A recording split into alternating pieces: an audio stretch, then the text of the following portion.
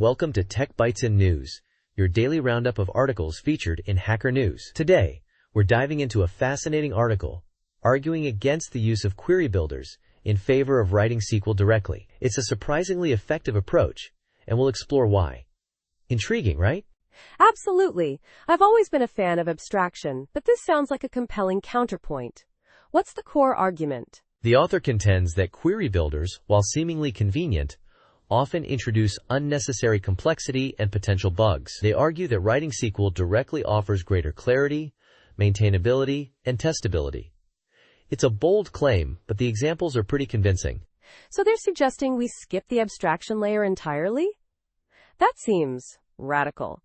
What kind of scenarios does the article use to illustrate this? The article starts with a common API scenario, filtering users based on various criteria like ID, username, and age range. A typical approach would involve a query builder with lots of if statements to conditionally add clauses. But the author shows how this quickly becomes unwieldy, especially when dealing with optional fields.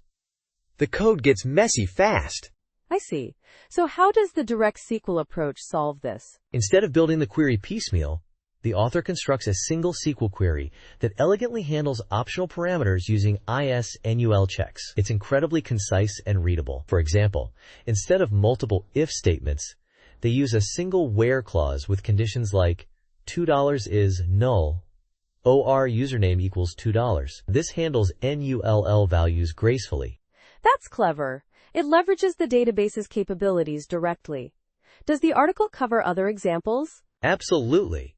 It tackles filtering with vec types, handling comma-separated values, and even pagination. In each case, the author demonstrates how direct SQL provides cleaner, more efficient solutions than the equivalent query builder code. They even show how to handle potential edge cases, like negative page numbers or overly large pagination limits, directly within the SQL.